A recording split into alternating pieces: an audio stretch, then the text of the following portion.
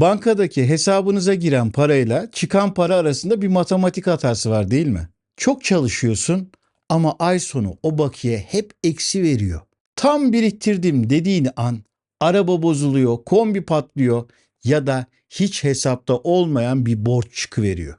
Para sanki cüzdanında görünmez bir delikten akar gibi gidiyor. Yıllardır incelediğim danışan haritalarında bu finansal tıkanıklığı çok sık görüyorum.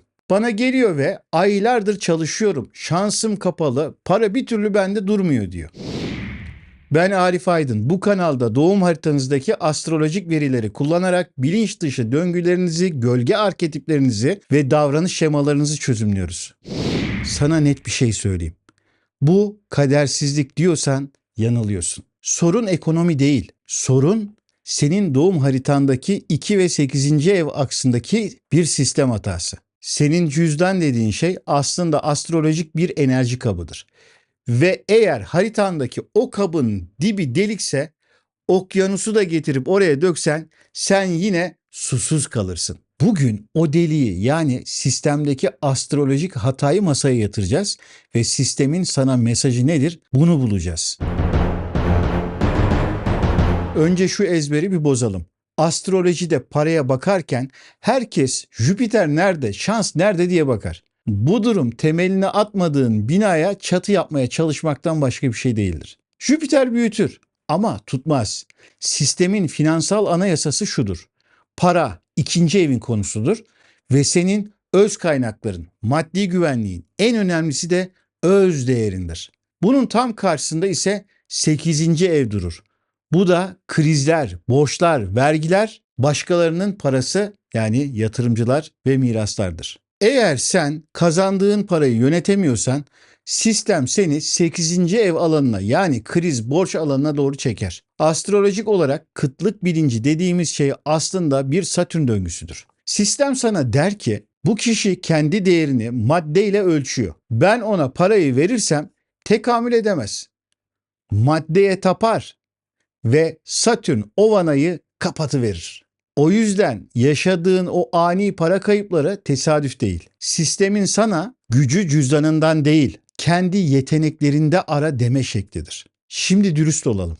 Haritasında toprak elementi eksik olanlar veya Satürn'ü 2. evde olanlar, siz parayla değil, iradeyle sınanıyorsunuz.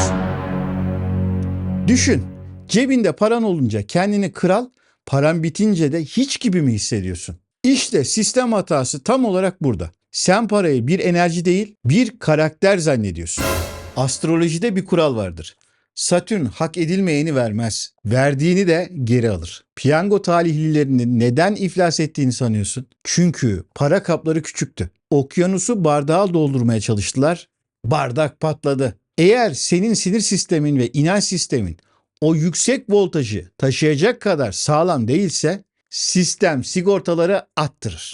O çıkan masraflar, patlayan borçlar hepsi senin sigortan atmasın diye sistemin yaptığı bir güvenlik kesintisidir. Senin önce o bardağı değil o kabı büyütmen lazım. Peki bu döngüyü nasıl kıracağız? Ben zenginim diye olumlamalar yaparak mı? Hayır. O işin masal kısmı. Biz sahada çalışacağız. Biz parayı kovalamayacağız.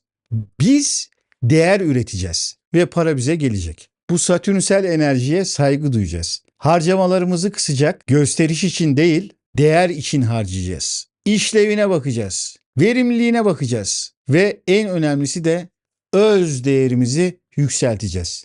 Emeğimizin karşılığını isterken sesimiz titremeyecek. Borçla, krediyle büyümeye çalışmayacağız. Unutma, o haritadaki Satürn bizim düşmanımız değil, finans müdürümüz.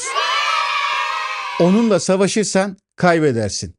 Onunla anlaşırsan sana kalıcı bir servetin anahtarını verir. Zinciri kırmak için önce cüzdanındaki o değersizlik hissini kaldırıp çöpe atacaksın. Artık cüzdanı onarma ve kendi finansal döngünün mühendisi olma zamanı geldi.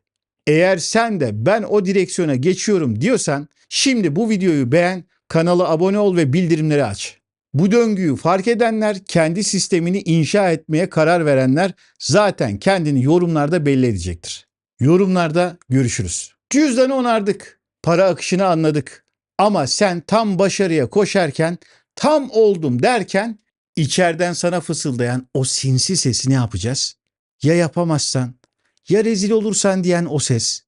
O ses sana ait değil. O ses senin bilinçaltın. Döngün yani gölge benliğin. Haritandaki 12. evin karanlık odasında saklanan, seni sabote eden diğer sen. Bir sonraki videoda o karanlık odaya gireceğiz ve insanın kendinden neden kaçtığını konuşacağız. Takipte kal.